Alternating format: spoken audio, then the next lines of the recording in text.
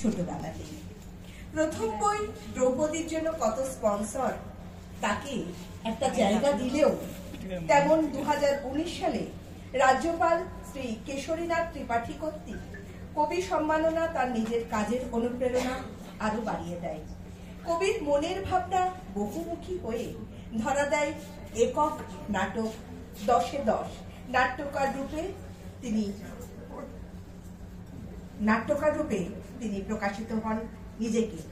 কবির শুধু কবিতার জন্য কবিতার 9টি কাব্যগ্রন্থ থাকলেও আবৃত্তির জন্য কবিতার বই লাল ঘাসে সবুজ ঘোড়া তাকে অন্য মাত্রায় এনে দেয়। সেই ভাবনা থেকেই তৈরি হয় 21টি ভিন্ন বিষয়ের ওপর মৌলিক কবিতা কোলাজের বইটি।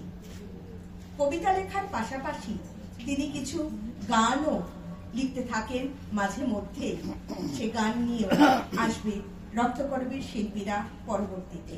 দীর্ঘদিন গবেষণার ফসল বাংলা ভাষা আন্দোলনের গান বইটি প্রকাশিত হওয়া মাত্র 2 বাংলায় যথেষ্ট চর্চিত হয়। প্রচুর সম্মান এবং পুরস্কার তার ঝুলিতে থাকলেও কলকাতার যিশু কর্তৃক এই বাংলা ভাষা আন্দোলনের গান বইটির জন্য এবছর 3 জনকে যে 21 স্মারক পুরস্কার দেওয়া হয় তার মধ্যে কবি কেতকী প্রসাদ রায় অন্যতম। তাকে আমরা অন্তরের শ্রদ্ধার সঙ্গে মঞ্চে আসার জন্য আমন্ত্রণ জানাচ্ছি। আমাদের সম্মানীয় অতিথি রয়েছেন যিনি কবি অন্তপ্রাণ কবিতার বটবৃক্ষ শ্রী কমল দে শিকদারকে অন্তরের শ্রদ্ধার সঙ্গে মঞ্চে আমন্ত্রণ জানাচ্ছি।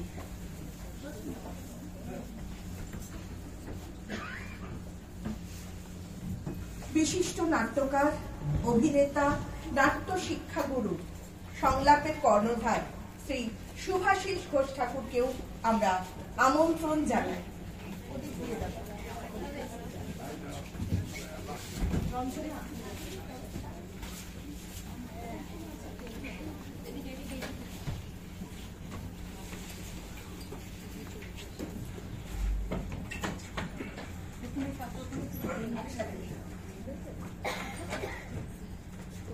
এবারে আমরা আমাদের 3 অতিথি কবি কমল দে শিকদার, কবি এবং সাহিত্যিক পার্থসারথী গায়েন এবং নাট্যকার, অভিনেতা, শিক্ষাগুরু শ্রী শুভাশিস ঘোষ ঠাকুর 3 জনকে আমরা একসঙ্গে বরণ করে নেব উত্তরীয় এবং বই উপহার দিয়ে।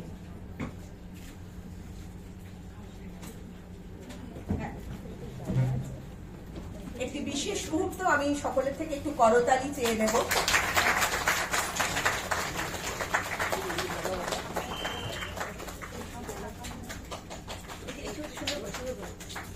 সুন্দর করে চলতে হবে।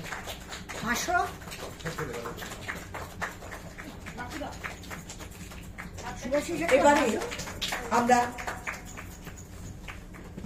এবারে আমরা আমাদের আজকের যাকে নিয়ে আমাদের এই অনুষ্ঠান তাকে আমরা বরণ করে নেব। প্রভৃতি একটু সহযোগিতার জন্য চলে আসবে। আর এখন সহযোগিতায় ছিলেন রঞ্জনা, মৌসুমী এবং অর্পিতা। আমি কমলদা এবং পার্থদাকে বলবো শাল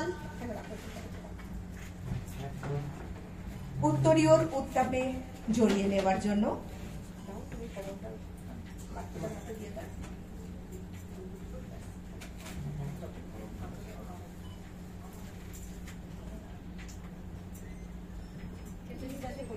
হ্যাঁ, কেতুদাকে আমরা বরণ করে নিলাম উত্তরীয় দিয়ে।